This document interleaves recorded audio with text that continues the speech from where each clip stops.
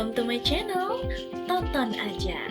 First, let me introduce myself. My name is Diana Safitri, and I am a student at the University of Teknokrat Indonesia, majoring in management. So, this time I will discuss the monetary system. Where will the understand how money and economics works. So, let's get to it. Cing. Pernah nggak sih berpikir kenapa kita nggak cetak uang aja sebanyak-banyaknya biar semua orang di negara kita nggak jadi kaya dan nggak ada lagi kemiskinan? Kedengarannya solutif ya, tapi realitanya kalau dilakuin, ekonomi kita justru bisa hancur seketika. Jadi di video kali ini kita akan membedah bersama sesuatu yang sangat dekat dengan kehidupan kita sehari-hari, tapi seringkali luput dari perhatian, yaitu sistem moneter di mana kita akan memahami cara kerja uang dan ekonomi. Nah, mungkin muncul pertanyaan kan di kepala kalian, apa sih sebenarnya sistem moneter itu? Gampangnya begini, kalau ekonomi itu sebuah kendaraan, sistem moneter adalah mesin dan aturan mainnya. Secara definisi, ini adalah sistem yang mencakup institusi, aturan, dan mekanisme bagaimana uang dikelola di sebuah negara. Lalu komponennya pun lengkap, ada bank sentral sebagai nahkodanya, lalu ada bank-bank komersial tempat kita nabung, pasar keuangan, hingga regulasi yang menjaganya tetap stabil. Lalu ada tujuannya, supaya nilai mata uang kita stabil, inflasi terkendali, dan yang paling penting ekonomi kita bisa terus tumbuh secara sehat. Nah, jadi kenapa sih repot-repot dibuat?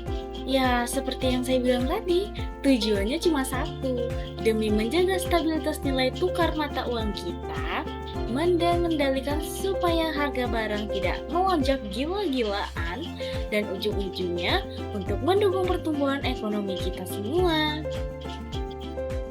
Oke, next slide. Sekarang, coba bayangkan hidup tanpa uang. Pasti kita semua harus kembali ke zaman dulu, yaitu sistem barter atau tukar-menukar barang.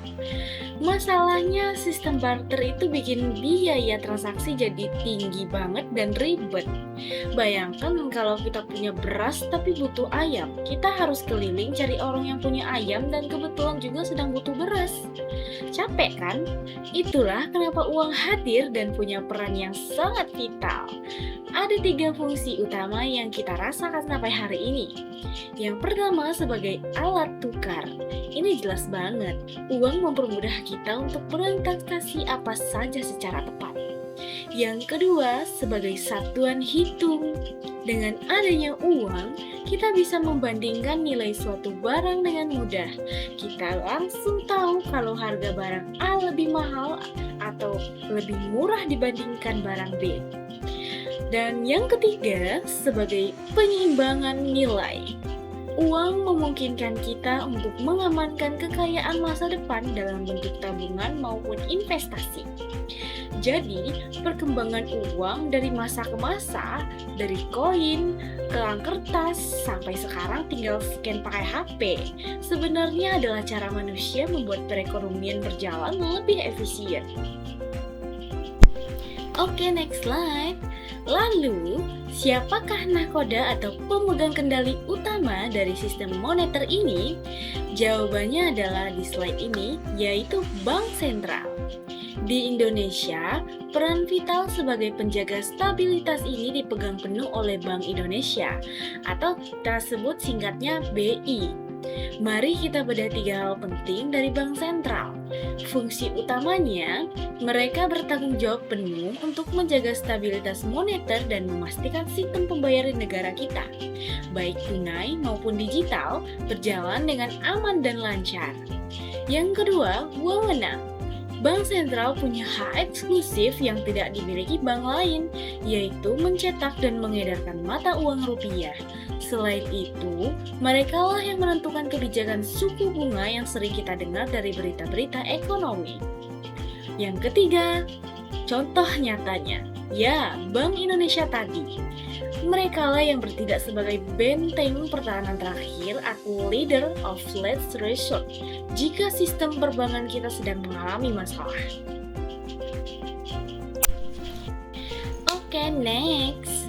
Sekarang kita masuk ke bagian yang mungkin yang paling bikin penasaran. Gimana sih sebenarnya uang itu tercipta? Ternyata uang nggak cuma datang dari mesin cetak Bank Indonesia saja. Ada dua jalur utama yang perlu kita pahami. Yang pertama ada jalur uang primer. Ini adalah uang yang asli diciptakan oleh Bank Indonesia. Isinya terdiri dari uang kartal, yaitu uang kertas dan logam yang sering kita pegang, serta cadangan bank yang disimpan dari BI, yaitu Bank Indonesia. Jalur kedua adalah uang digital. Nah, maksudnya uang giral. Nah, ini yang menarik. Bank komersial tempat kita menabung seperti Mandiri, BCA, atau BRI ternyata juga bisa menciptakan uang. Caranya? Melalui penyaluran kredit. Saat bank memberikan pinjaman ke nasabah, saat itulah uang baru dalam bentuk deposit tercipta. Lalu, sebenarnya seberapa banyak uang yang bisa diciptakan? Itu tergantung pada rasio cadangan wajib. Ini adalah aturan yang menentukan seberapa persen uang tabungan nasabah yang boleh dipinjamkan kembali oleh bank.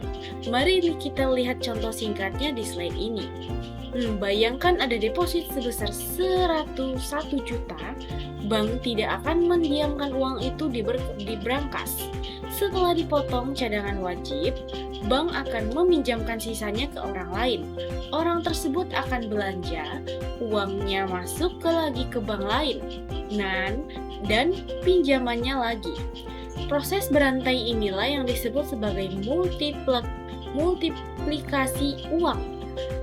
Hasilnya, jumlah uang yang beredar di masyarakat jadi jauh lebih besar daripada uang fisik awalnya. Jadi, sistem perbankan kita sebenarnya adalah mesin pengganda uang yang luar biasa. Gimana? Udah mulai terasa alurnya, bukan? Next, setelah kita tahu bagaimana uang tercipta, lalu bagaimana cara bank sentral mengendalikannya kalau ekonomi lagi tidak stabil, caranya adalah lewat mekanisme transmisi kebijakan moneter. Ini adalah efek domino dari kebijakan bank sentral yang akan menyentuh 4 jalur utama di masyarakat. 1. Jalur suku bunga. Ketika bank sentral mengubah suku bunga acuan, ini akan langsung mempengaruhi biaya pinjaman ke di bank. Kalau suku bunga naik, orang-orang jadi malas pinjam uang. Konsumsi dari investasi pun ikut mengerap atau mengerem. Yang kedua, ada jalur nilai tukar. Kebijakan ini juga berdampak pada kuat atau lemahnya mata uang kita terhadap mata uang asing. Ini penting banget karena akan mempengaruhi biaya ekspor, impor, hingga potensi terjadinya inflasi dari barang-barang impor. Lalu jalur yang ketiga adalah jalur harga aset. Naik turunnya suku bunga bakal mempengaruhi nilai aset seperti properti atau saham. Ketika harga aset berubah, tingkat kekayaan rumah tangga dan gairah investasi juga ikut berpengaruh. Yang keempat, yang terakhir itu adalah jalur ekspektasi. Dan yang terakhir adalah psikologi besar. Dan adalah psikologi pasar. Kebijakan moneter menjadi sinyal bagi konsumen dan pelaku pasar dalam mengambil keputusan. Kalau mereka optimis ekonomi stabil, mereka akan berani berbisnis, tapi kalau ragu-ragu, mereka akan cenderung menahan uangnya. Jadi, satu keputusan kecil dari bank sentral, dampaknya bisa berantai ke seluruh sendi perekonomian kita. Oke, lanjut ke slide berikutnya. Nah, setelah kita tahu jalur transmisinya, sekarang mari kita lihat contoh nyata dari siklus kerja kebijakan di lapangan. Gimana sih Bank Indonesia merespon kondisi ekonomi kita? Skenario pertama adalah saat terjadinya high inflasi atau inflasi tinggi. Kondisi ini terjadi ketika harga-harga barang pasar melonjak melebihi target yang sehat. Respon cepat dari Bank Indonesia dalam menaikkan suku bunga acuan atau BI rate. Ketika BI rate naik, otomatis bank-bank komersial akan menaikkan bunga tabungan dan bunga kredit mereka. Dampaknya, masyarakat akan lebih memilih mengerem belanja, menunda pinjaman modal, dan lebih banyak menabung. Akibatnya, permintaan barang di pasar akan menurun atau lower demand. Dan harga-harga pun perlahan kembali stabil secara terkendali. Skenario kedua adalah kebalikannya saat weak economy atau ekonomi sedang lesu. Ketika pertumbuhan ekonomi melambat dan daya beli masyarakat drop, Bank Indonesia akan melakukan intervensi sebaliknya, yaitu menurunkan suku bunga. Dengan menurunkan bunga yang murah, harapannya pelaku usaha dan masyarakat kembali bergairah untuk meminjam modal, melakukan investasi, dan berbelanja. Ini akan menjadi stimulasi bagi sisi permintaan agar roda ekonomi kembali berputar kencang. Namun, perlu kita ingat bersama bahwa kebijakan ini tidak instan. Hasil akhirnya akan sangat tergantung pada waktu dan ekspektasi pasar. Ada jeda waktu yang kita sebut time lag dari saat kebijakan diketuk sampai efeknya benar-benar terasa di dompet masyarakat.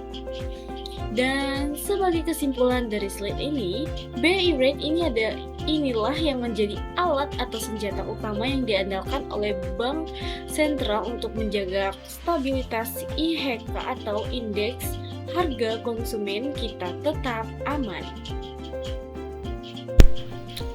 Oke, next. Akhirnya kita sampai di bagian akhir. Semua hal yang kita bahas dari awal, mulai dari cara kerja uang, peran bank sentral, hingga perputaran kebijakan moneter, sebenarnya bermuara pada satu fondasi utama. Bagaimana negara kita terus menjaga stabilitas untuk masa depan. Fondasi ini dibangun lewat penyediaan uang layak edar yang cukup, sistem keamanan uang yang ketat, serta kebijakan yang responsif dari kebijakan dan bank sentral. Lalu, kenapa hal ini penting bagi publik atau bagi kita semua secara umum? Jawabannya sederhana. Dengan memiliki pemahaman dasar tentang sistem moneter, kita tidak akan mudah panik saat dengar isu ekonomi. Kita jadi bisa mengambil keputusan finansial pribadi maupun bisnis dengan jauh lebih baik dan matang. Dan disinilah peran kita yang sebenarnya dibutuhkan.